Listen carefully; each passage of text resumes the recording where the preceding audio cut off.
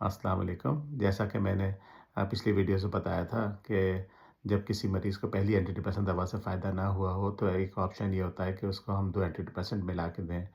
लेकिन उसमें बहुत एहतियात करने की बात ये है कि एक ही ग्रुप की 2 एंटी डिप्रेसेंट्स कभी से एक साथ नहीं लेनी चाहिए।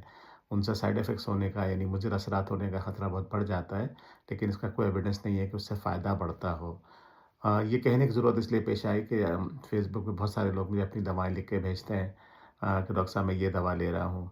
लेकिन बाद दफ़ा मैं ये देख के दंग रह जाता हूँ कि वो एक ही ग्रुप को 2 एंटी डिप्रेसेंट्स ले रहे होते हैं।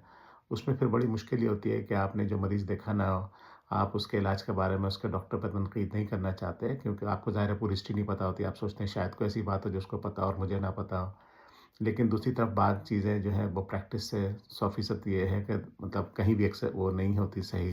जैसे 2 एंटी डिप्रेसेंट्स एक ही ग्रुप की मिला के देना, तो फिर जानते हुए ना बोलना भी गलत बात लगती है बहरहाल।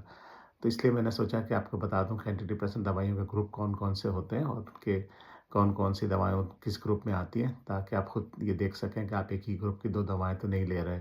तो सबसे ज़्यादा जो ग्रुप इस्तेमाल होता है आजकल आम तौर से दुनिया भर में वो एसएसआरआई ग्रुप है, जिसे स्पेसिफिक सेरोटोनिन रीअपटेक इन्हिबिटर कहा जाता है।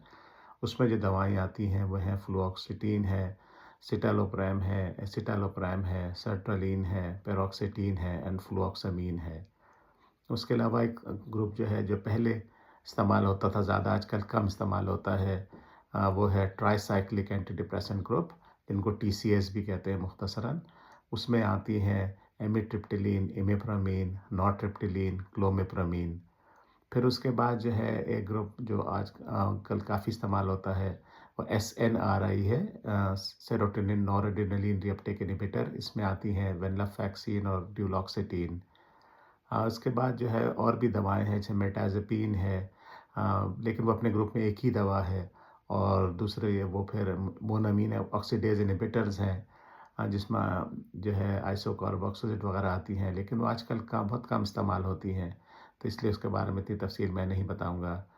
तो दूसरी बात ये है कि रिसर्च से ये साबित है कि जिन एंटीडिप्रेसेंट को मिला के दें तो उससे फ़ायदा बढ़ जाता है, वो ये है कि एक तो वेंलाफैक्सिन और मिर्टाज़ेपिन का कॉम्बिनेशन जो है इसके बारे में बहुत रिसर्च मौजूद है। फिर एसएसआरआई और मिर्टाज़ेपिन भी मिला के दी जा सकती है।